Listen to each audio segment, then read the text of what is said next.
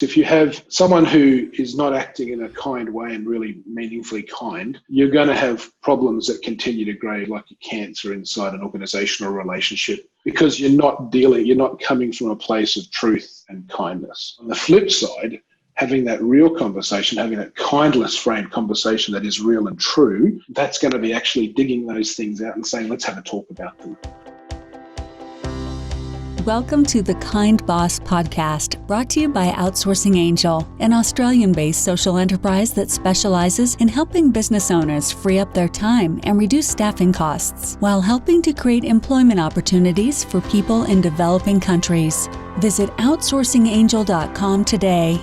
Now, let me welcome your host, Linh Podetti.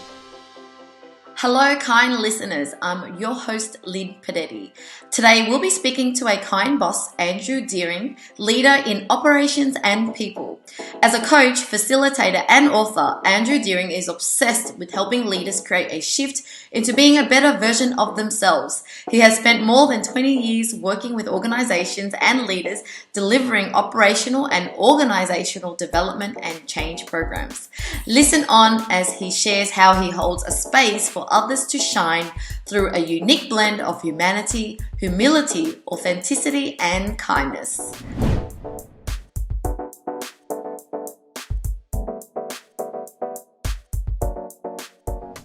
Hi everybody, and welcome to another episode of the Kind Boss podcast. And today I have Andrew Deering. Welcome, Andrew. G'day, Lynn. Good to speak to you and everyone else. Yeah, and you are the most appropriate person to be on this show because you're always talking about kind leaders, kind business owners, right? And it fits right in. And I was like, I really needed to get you on this show. We had a chat earlier and I was so intrigued with how much you know about kindness as well, because often we just think kindness is being nice and we think that we know what kindness is until I spoke to you. And that's why I want you here to talk to me more about what was your drive behind this kindness movement? Thank you for that introduction. I think the big conversation for me is we have broadly, most of us, and I certainly do, have a misunderstanding of what kindness means, what kind means. In my book, there's a chapter which is about kind is not a four-letter word. We often use kind. We use other words instead of kind that probably, or we think kind of those things. We think kind is nice, and it's not. Nice is one of those words that's just a bit icky. We don't actually dig into what does kind even mean. And it's such an empowering thing for leaders when they come from a place of kindness, when they actually understand what it means and how they can take up their role, be they be corporate people, whether they be small business owners, medium, whatever, even people inside a team. If they're coming from a place of true kindness, it's quite a strong, powerful place. And for me, that exploration in my own world was, when I was younger, I used to think kind was nice. And I learned through much difficulty and challenge that kind isn't nice. Kind is actually, at times, people may feel that it isn't nice, that it's actually quite challenging. It should be quite challenging. It's always in service of the other, or the other thing, person, even the world being in a better place. Okay. So what does it mean to be kind then? Because then if someone might think they're kind, but you're saying it's not just about nice. So what is kindness? How do we know we're being kind? Look, and everyone's going to have their own frame around this, and I don't want to say this is the only answer that you're ever going to get. But my view of kindness is something that is about being in service to others with no expectation of anything to self. And when I say other, that can actually sometimes even mean yourself as the other. I think one of the other things that we don't do enough of is being kind of ourselves. Well, I'm sure all people, to some degree, I'm sure you don't, Lynn, but most of us beat ourselves up at some level. We're not terribly kind to ourselves. So how we're being in service to others or self with no expectation beyond just the service. That is my version of kindness. Yeah. Does it mean that whatever it is, that whether it's a tough call, it's not a nice thing to have to deal with or say, as long as it adds value or brings that person or you to the next level? Is that kind of look, it's an interesting one. So one of the conversations I often get into with people is cruel to be kind, or that can't be kind, can't ever be cruel. Again, it may be perceived to be. There's this model we talk about inside the book, and the conversation I have with clients is understanding that kindness is all relative. So agreed, if you're trying to add value, you're trying to do something that is kind to the individual, and sometimes that can be around performance. So simple question then, is it kinder to let the person know that who's working for you that their work isn't of a standard that's satisfactory or not? Does it serve the individual and self to avoid that conversation or not? So I think most people would say, well, you've got to have the conversation. Now, that person may feel that wasn't terribly kind, but from the perspective of the offering, it was done in a sense of kindness. Now, obviously, you've got to frame it in a way which is also done with empathy and understanding, but that's what kindness does. But it doesn't shy away from that conversation. Yeah. So then with your experience working with so many organizations and corporates, and I'm sure different size businesses, would you say that you come in and there's a lot more unkind people or there's more kind people? Yeah, that's a really interesting question. And I think, because the other thing that's cool about kindness is, I'm going to avoid that question, but I'll answer it in a different way. The measure isn't mine to make. And I think it's every individual has their own metric. And I think part of the work that I try to do is helping people understand it better so they can assess themselves as to where they are. So often before I'll talk to somebody, they'll have a view on whether they're kind or not. And sometimes people can be quite self-deprecating around kindness, that they beat themselves up too much because they have the hard conversations and they do that. They go, oh, I'm not very kind when I do that. Oh, hang on a minute. But you are. It's a different frame. Like, let's talk about true kindness, not nice. Let's talk about true kindness, not weak.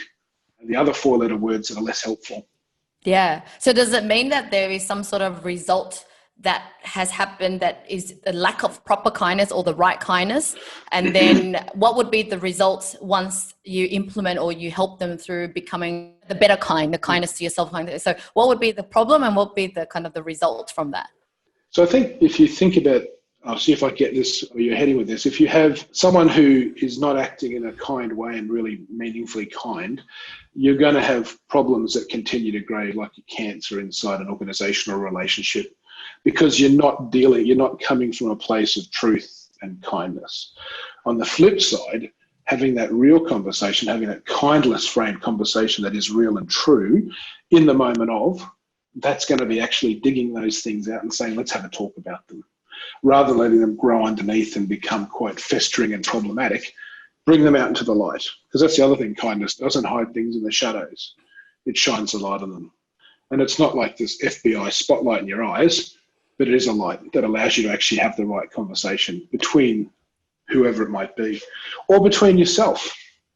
Because often, I keep saying, I think the biggest work in kindness that I do with most people is head and heart of the individual themselves. Yeah. We are terribly unkind to ourselves most often. Yeah. And how would you say to kind of really learn the true lesson of kindness? Because for myself, the reason why I became kind is not because I was always kind. I was actually quite selfish when I was younger. I was actually a very hurt person. I was hurt inside from my parents and my upbringing, that I was inflicting pain on others. And I almost went through a stage where I had no conscience. I was just like, I don't care, like I'm hurting people. It was only later on in life that I kind of karma and I started experiencing my own pain, that I was kind of in both shoes or even going away from my circumstance. Now I'm able to empathize or sympathize and now want to be that kind person because I wasn't even that kind person. So that was my real learning, because if someone says, be kind, I'll be what, it's kind of like theory, a practical, but it's not inbuilt bones. So how do you bridge that? Teaching someone to be kind and what if they never experienced that? It's fascinating. So some people would argue that you either have or you don't have it.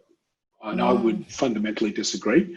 I think it's in all of us. I think it's part of our core DNA that we sometimes choose to write over the program, but it still sits as base code.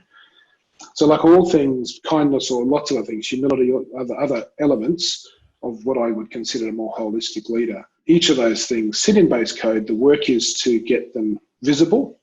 So with your situation where you tried to run over the base code, but then through some situations, it popped up. And in those moments, there would have been somebody, something, somehow that you also experienced it as well.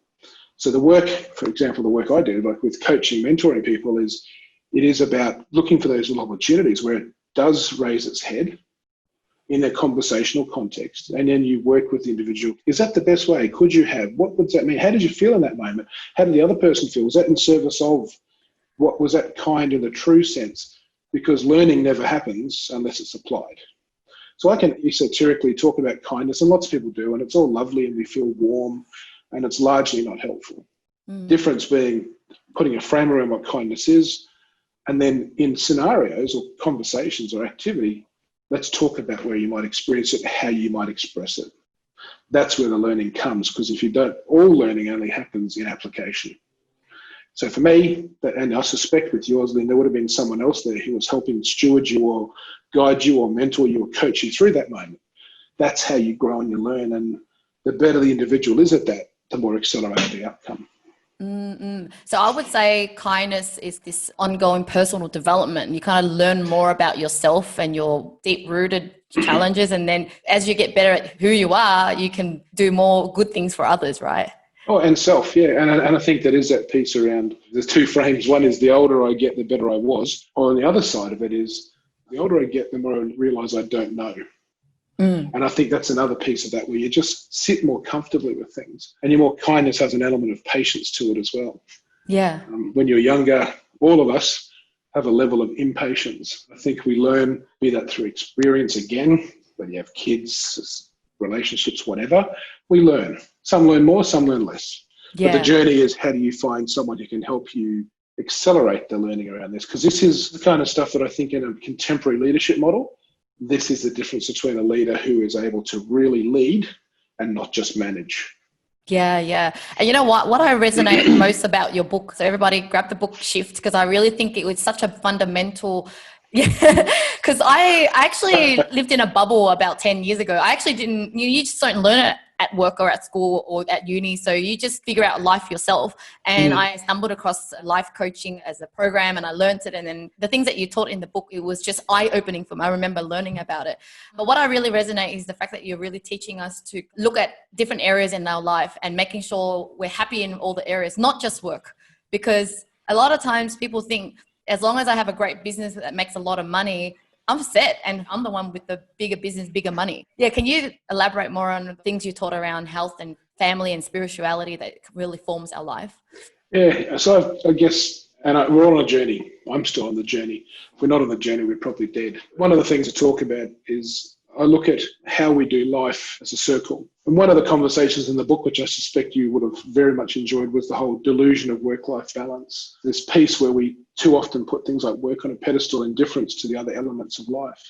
And there are other elements. It's about family, it's about spirituality, it's about mental health and well-being. Work is just one of the six. And how we flow our energy, and there's a whole other conversation about flow, but how you flow our energy is more important than trying to find some semblance of balance. Again, if we come from a place of kindness, this balance idea is never truly achievable. It's a thing that's constantly moving, because what was balance yesterday or even 5 minutes ago is different now. With what we've just experienced with that whole, well, we're still experiencing with the COVID complexity, balance is shifting all the time. What's this new normal? The things are changing constantly. How do you manage that? Well, trying to achieve a balance, you're just going to continue beating yourself up. You're not going to be very kind to yourself. Versus thinking about life a little differently and thinking, there's 6 parts to how I consider my life. What's important to me? And where do I need to flow the energy? Sometimes you need to flow more energy to work, sometimes to mental well-being. And I'd suspect that's something that people probably haven't been doing enough of recently, and will. And they're going to need to, because what's just happened is going to cause way more than we think it will inside lots of folk, each of us. But it's that managing of energy flow and managing where your focus goes and what's important and what's the things you're after. The example of that is, people often, if you said, what's the one thing you want? And lots of folk would say, $1 million, $20 million. It's like, what we're truly after isn't, and this is a process, I'll cut it short, but the process, right, you don't really want $20 million. And I'm sure there's people going, yes, I do. What is it the $20 million gives you? So most people then would say, I want a sense of peace. I want a sense of calm. I want a sense of commitment. I want a sense of safety. So that's what you really want, not $20 million. And that's achievable now.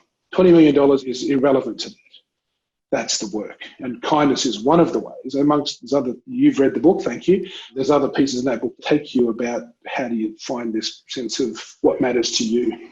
Yeah, it's so true, because we forget what the money was for, because we can't literally do anything with the money. It's just a piece of paper. And then we get so sidetracked and beat ourselves up because we didn't get more. And would you find that a lot of ambitious people, especially you're dealing with a lot of leaders, that they are constantly moving their goals and just not being satisfied if they don't have that? if they're not looking at those areas, if they look purely with work and with financial goal, they'll constantly feel unfulfilled. It's interesting. So there's two parts there. One is, I think lifting goals is greatly useful with the right context. What you're talking about though, just trying to get more, because this is a whole question about enough. And this is a whole piece around what truly are you looking for? Again, let's use that same simple frame, $20 million or contentment in their soul. And the $20 million makes them feel safe and secure and happy. Well, no, it won't. And that's what you do. What you're saying is true. Leaders often, there's always something more they need to do because they still haven't found what it is they're trying to achieve. And they're still looking at these often materialistic things when it's really not. It's about inside here. It's all about what's on the inside, not what are the outside manifestations. So yes and no, but yes, spot on. Yeah. Want to make a difference in others' lives? Join us in providing food, medical supplies, and daily living necessities to tribal communities living in extreme poverty in the Philippines. For as little as $50, you can feed a whole village and have peace of mind that 100% of your donations goes directly to those in need. Be a part of our OA Love projects and visit outsourcingangel.com. So what would you say the typical problem that people come to you for? What would be an example case scenario? So most people who might come are looking more around learn to be a better leader. The thing that they don't realize is they end up becoming a better human. Yeah. So is a better leader meaning because they have a bad culture or there's kind of resistance in the company? What makes them go, I want to be a better leader? So a lot of people have hit a certain space. And so say, let's talk about a small to medium-sized business, one example. They've grown the business, they've hit a certain space, and they know what got them here won't get them there. And they kind of go, what do I do next? So we're looking for ways to continue their journey. It might be the fact that they're now starting to be either losing people, they're just not getting the outcomes they want. They feel like they've lost control. They also don't understand why lots of them don't even know why they're doing it anymore because they've unconsciously met all their goals. It's like, well, what do I do now? I've kind of got this business. It's a 5 million turnover. What to pick a number? That's all I ever wanted to do. What do I do now? And then the other delusion is often because they want to go higher, bigger, and that's a part of the process. Well, not always. It's another story. But they're looking for how to do things better. They're losing control of their team. They're not feeling comfortable. Ultimately, though, then, whatever their external manifestation of why, it's all about they don't feel like they are enough or able. So all of the other, there's 1,000 reasons why, and manager might have said you need to, or a CEO, and a lot of these folk are CEOs. So they're sitting in a level of independence that is, and often they don't get challenged by anybody. And I don't, in service to them, because I'm being kind to them, I don't mind having the conversation that is slightly more confronting because it's in service to them. If they don't like that, they're welcome to not come back. But at the same time, they do because they want to grow. So again, whatever the physical thing that brought them, usually the journey is about how do I end up finding a sense of contentment, peace? What are my goals in that 6 elements? Because they often have a goal that's above all, and it's often a work thing.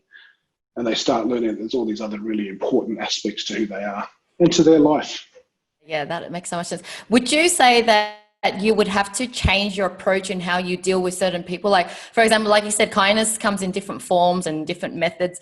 So someone might need kindness in a more, I need to be firm so that this person kind of listens. Because I think that even though I felt like my dad was so hard on me, right? And he was just this thing, but somehow it worked. Somehow I've been made to who I am. I guess when someone's too nice, I'm not being pushed enough, if you know what I mean? And so do you take that approach with different leaders that come to you? You might go in different ways. Yes. So one of the chapters in the book as well is we are unique, each of us. So everybody that's the beautiful thing about working with people. Everybody is slightly different, and yet at their core, they're not. That same issue that everybody has, it's just an issue in here, not necessarily in here or out there. This is the work, somewhere between the head and their heart, that's the work.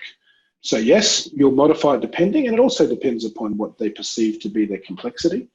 And it's usually, I'm also not discounting the complexity they talk about is often a complexity that's real. It's manifesting, but it's largely because of something that sits inside here that's not as helpful. So you're building some skill, you're building some knowledge, you're helping them apply it, you're being a referral place backwards, and each person will be slightly different. And there's, you can get carried away, and so there's certain groupings.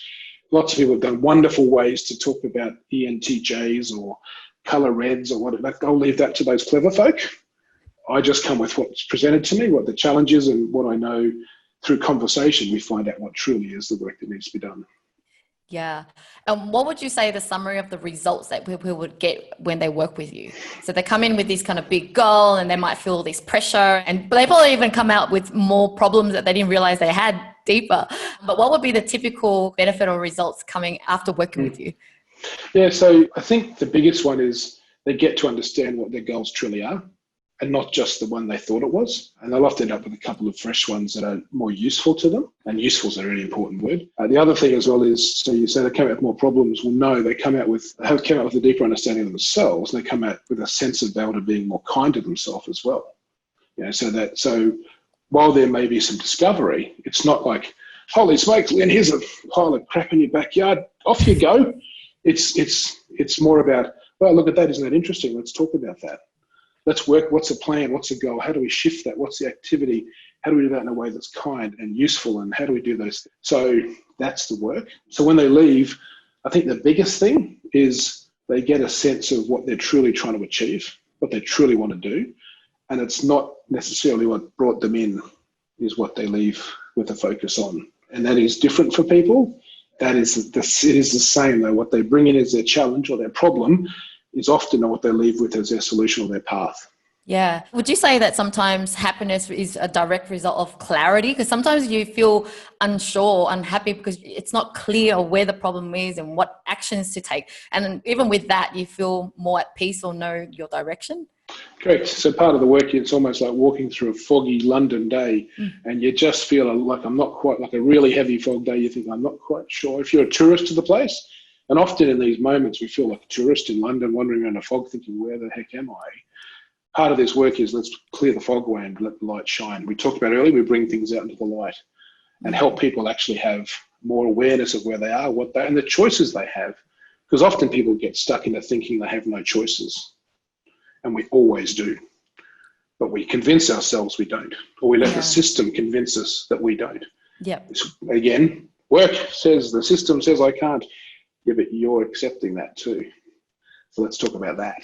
Yeah. So yeah, very much. Clarity is really important. And happiness is one of those really cool words. The only person that can ever make you happy is you.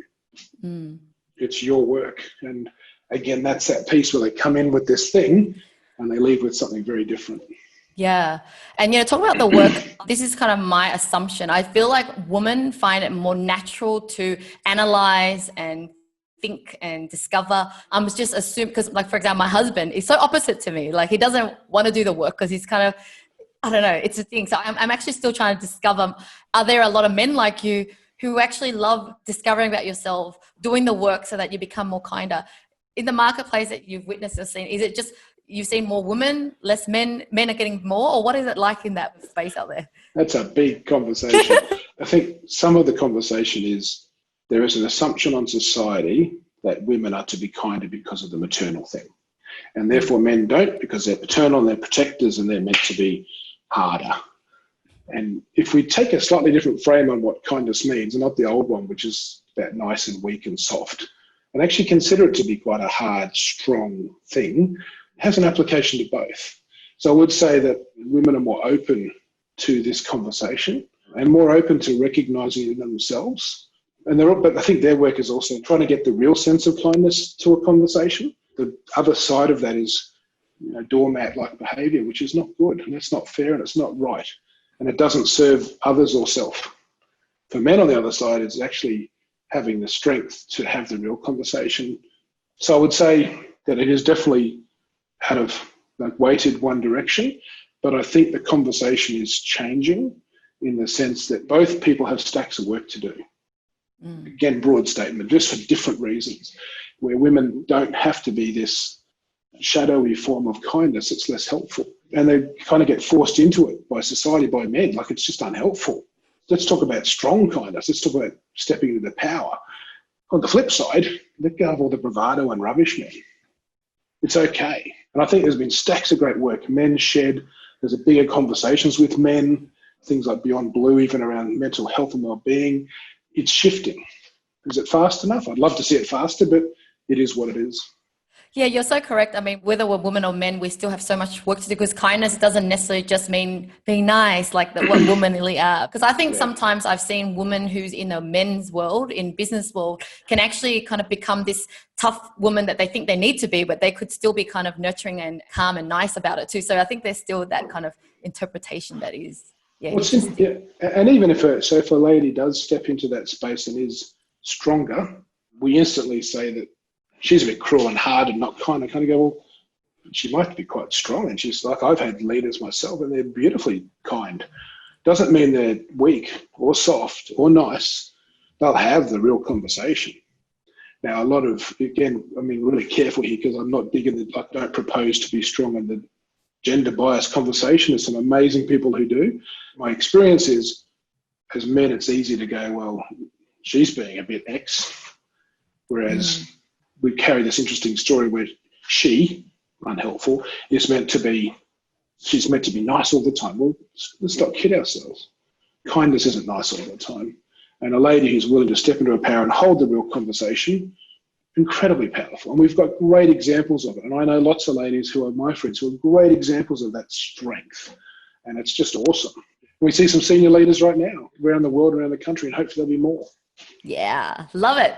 Well, this takes me to my section called the high five. So this is where I'm going to ask you 5 questions where you just choose this or that answer. Very easy. We get to know a little bit. We get to know a little bit about Andrew. Yeah, it's just a bit of a fun and game. Question 1 is biking around Tuscany or skiing in Japan? Biking around Tuscany. Yeah. Only because I can't go above a certain height because my eyes are stuffed. And I might go blind. Yeah. So can't ski, sorry. Definitely biking. Yeah, I haven't really skied either. I've got to tell you to elaborate, which you have anyway. So every question I give you, elaborate so we get to know your understanding. I saw that wanting look weird. I'm thinking, oh God, there's more here. yeah. All right, second question. Curiosity or adventure? Oh, man, I love both of them so much. I think I'd go with curiosity because it often leads to the adventure anyway. And I think curiosity is, one of the early blogs way back I wrote was Curiosity Killed the Cat, but it also got us to the moon. We saw that on the weekend again with Elon Musk. Fascinating. I know, Here we go can't again. Believe it. So amazing. Curiosity is just such a powerful thing. Yeah, love that answer. All right, third question. Sunrise or sunset? I prefer a sunset. I've seen way too many sunrises in my life. I used to shift work a long time ago and I saw way too many. But I have to admit, I'm now in a transition, Lena. I'm actually shifting my day from being a night owl to being a 5 a.m.er again because of the usefulness of that time of the day. So I'm heading towards sunrise because I think there's something about birthing that's useful rather than closing. Yeah, I agree. More energy in the morning anyway. Sunset, I'm already tired. And I work till too late and I'm shifting. So, but I am heading, I am a sunsetter, but I'm heading towards sunrise. Sunrise, okay. Number 4, laptop or phone? I can do without a laptop if I have to. Phone is more power. I mean, there's so much you can do on a phone now, and connectivity wise. And again, for me, my work is all about people. It's all about connecting with people, and phone gives me more flexibility to do that. I can do everything on a laptop connection wise that I can do on a phone. Yeah. And the phone gives me bonus prizes. And it all sits in my pocket as well, which is handy. Yeah. All right. Last question. Pasta or pizza? Pizza, I think. Like a really good pizza is just schmick, really lovely. I'm married to an Italian, so I'm exposed to pasta every single weekend. You winner, I said I'm glad I'm not, because I'd be in trouble. Yes, my husband actually eat spaghetti maybe 3-4 days in a row because he eat at his mum's and brings it home and then eat for a few more times. But awesome, thanks for those answers. We really got to know Andrew. So Andrew, how do people actually connect with you? Yeah, so I've got a website, andrewdeering.com. And I think we've got a thing if people want to jump on and connect in, we'll attach to this as well. And I'm happy to give chapter of the book away, the kindness chapter, if that's useful to people. Yeah.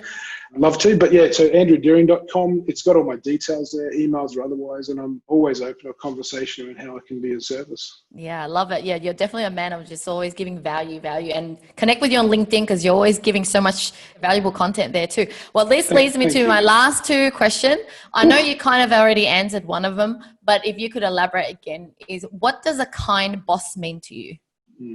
So a kind boss is the individual who is willing to lead. So I think, to me, a kind boss is a leader and or a manager. I've got to be careful there. Actually, that's a good question.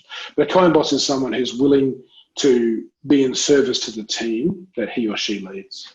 And it's all about, like, there's a piece around kind bosses often have a servant leadership type model. So a kind boss is someone who thinks of the team before themselves and with themselves, if that makes sense. That's a kind boss. Yeah.